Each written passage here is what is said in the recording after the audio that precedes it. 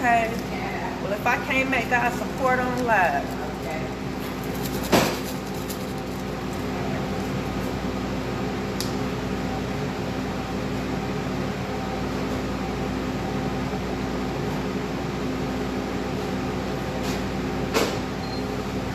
And my family members support each other. Okay. We be doing stuff. The money that I raised, some of it going toward outreach ministry for the homeless. Oh. Good morning, precious.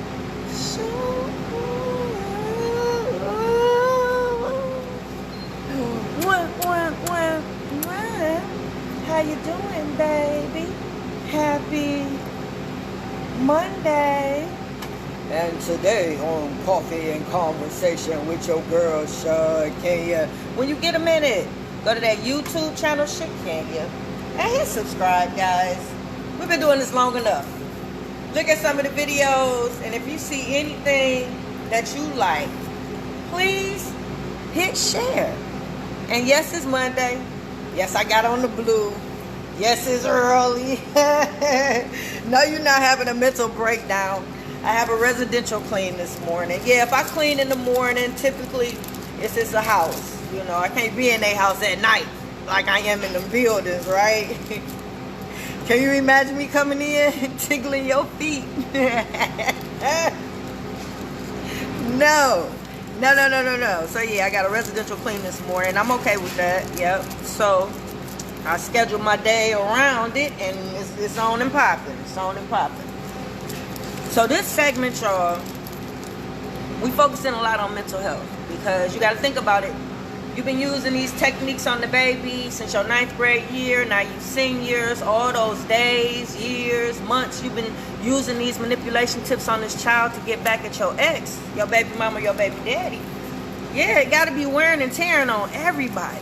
It got to be. Yeah, anything that's man-made for destruction. You know what I'm saying? So, yeah, when you use these manipulation tips, you really don't know what you're going to get. You have a sense of what you want to happen.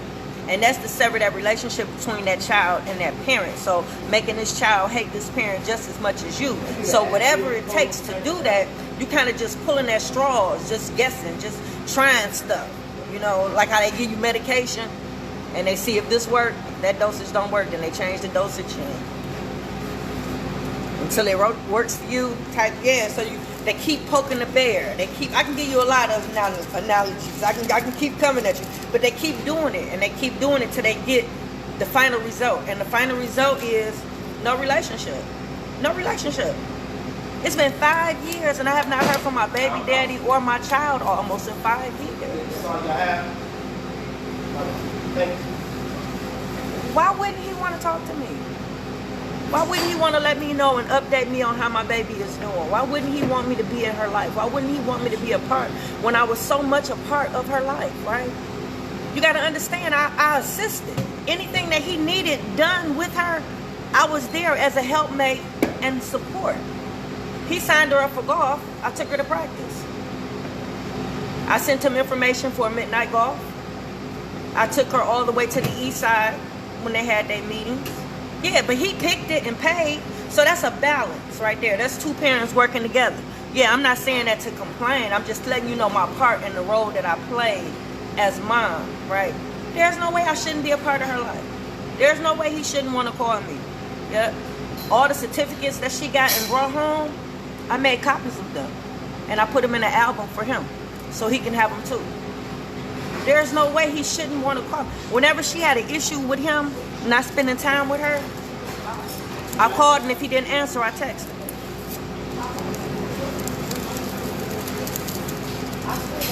There's no way he shouldn't have no reason to call me in 5 years. As soon as he got her, I ain't heard from him. Why did she even have to go?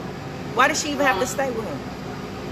But the impression that's given as if I wasn't doing my part, or she was better off with him, or yeah, that's the narrative that's been written. That's the story that he's probably telling. And then by her not being in my life, obviously it's true, right? But it's not true. That's why I come on here every day. That's why I go live more. That's why I allow you in my world so you can see for yourself That way when you come on here and you look at the videos and you want to have an opinion, you want to judge, you want to say something, you will have all the evidence that you need. Because I'm giving it to you. It's in my book. Everything the baby is doing is in my book. How could that be? She was little when I wrote this. She was little when I wrote this. So if she's doing everything that's in this book, I should be a part of that. I should be not only a part of that, but I should be accredited for it. So to not have no association, no relation, something is not right there. So mental health is our main focus this segment. Because if you're a person that's using your baby to get back at your baby mama or your baby daddy because you hurt, you haven't gotten over the relationship, you still have feelings for them, you want them back, you're so mad and angry and bitter that you use the baby to get back at them. So it's like you punishing that baby. Yeah. When you deprive that baby of that parent, the things that parent's supposed to give them, the things they're supposed to learn from that parent, having a relationship with their parent, not having a mom or a dad, just think about that for a minute. Not to be able to call your mama when you need advice. You're a little girl and you need advice. You just want to hear your mama's voice. You just want to hear your mama say that she loves you. You just want a hug and a kiss from your mama. Why wouldn't she want that? That's psychological damage, because every child wants that, right? Why wouldn't he want to keep me abreast, considering I was such a good helpmate to him and a big part of her life, right? That's the psychological damage. That's that trauma. Whatever he dealt with in his childhood has affected him in his adult life, because everybody very well knows how important. Hey, Cynthia, shout out to Flint, Michigan. Mwah. Everybody knows the importance a mother plays in a child's life, right? So depending on why the parent uses the manipulation tips, usually it's just to irritate you. Yeah, a lot of parents don't really go as far, and I don't care how they hate you. They don't like your habits. They hate that you smoke around the baby. They hate that. I don't care how they feel. A lot of them, they're not going to go as far as to just sever the relationship. They'll talk about you. They'll make you look bad to that baby, but they still gonna drop that baby off right. They're gonna talk about your mama, girl, but they still gonna drop that baby off right? They still gonna let that daddy and that mama come around.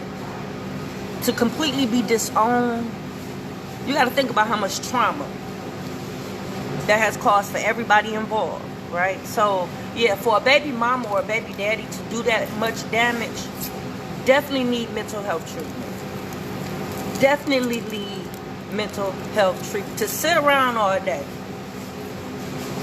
and think about how you can ruin somebody's life. Sit around all day, think about what you need to do to get this cause and effect that you want. You got to think about the lies that you need to tell. You got to think about how you're going to stage this scene to make it look real, to make it believable. Who you got to tell to make sure that this message gets... What do you have to tell the baby? How do you... You got to think about this stuff. So for a person to do that and there's no abuse or neglect, meaning that they don't have no other reason to pull this baby out your life, no reason whatsoever. And then to think that they would go so far to pull a child out your life, like in my case, pull the baby out. What about the other kids? If it was such a bad environment, or if it was such an emergency for him to get her out of our life, why I wasn't reported? Why the other kids would? You know what I'm saying? Why would he let her stay with me so long? She was 15 and a half years old. Ain't no way if my daughter is being abused by the mama or the daddy. Ain't no way. I'm gonna let her stay there. Ain't no way. When she left, I was doing the same thing that I had been doing for not only her, but the other children that I raised before her.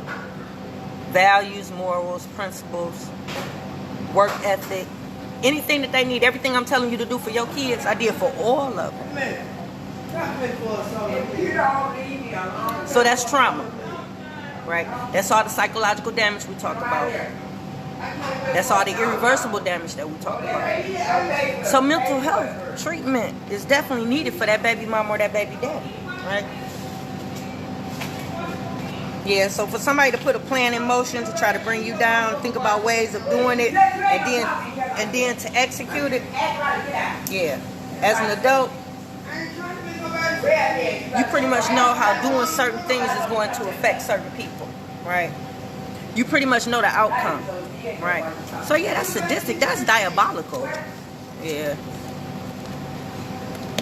So for somebody to do this to a child, they have serious issues, right?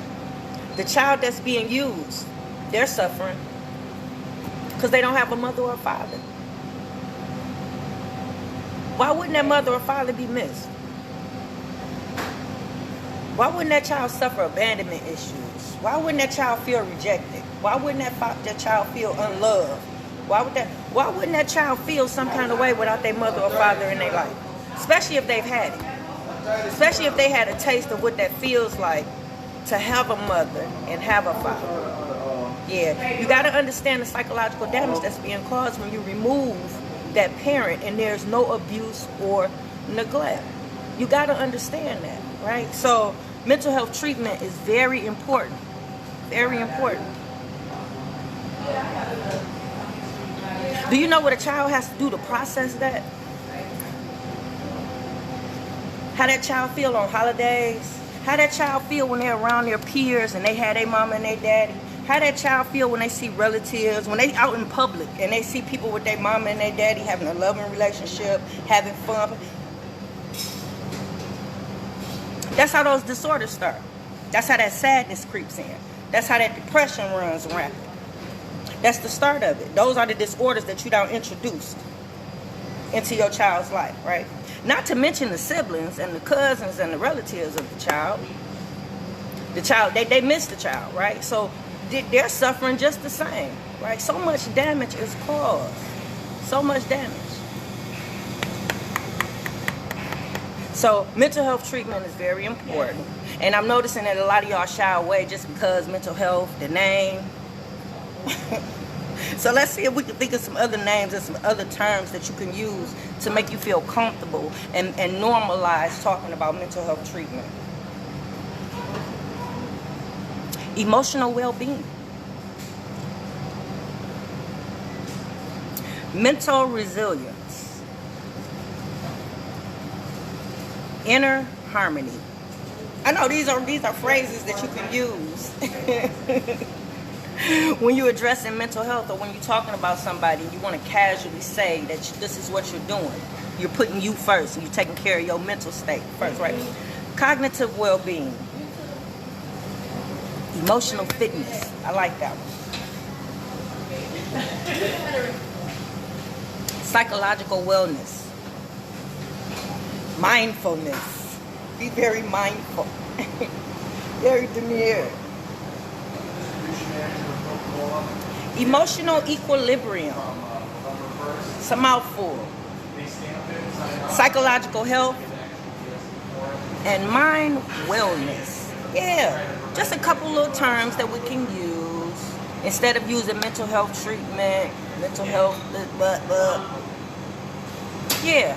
Because if you're doing any of these things, if you have pulled a parent out of a child's life and there's no abuse or neglect, and you only did it because you're scorned, you're bitter, you're hurt, you haven't found closure, and you haven't moved on, yeah, you're the first person that needs to get help, right? You need to get over that, right? For the sake of the child, right? You need to talk to somebody and figure out how you can put your personal feelings aside so that you can put the baby first. Because I guarantee you right now that baby wants more than anything to have a relationship with their mother and have a relationship with their father. And they can't do that because of you, right? So y'all, that's it for Coffee and Conversation this Monday. What up, Troy? I'm out.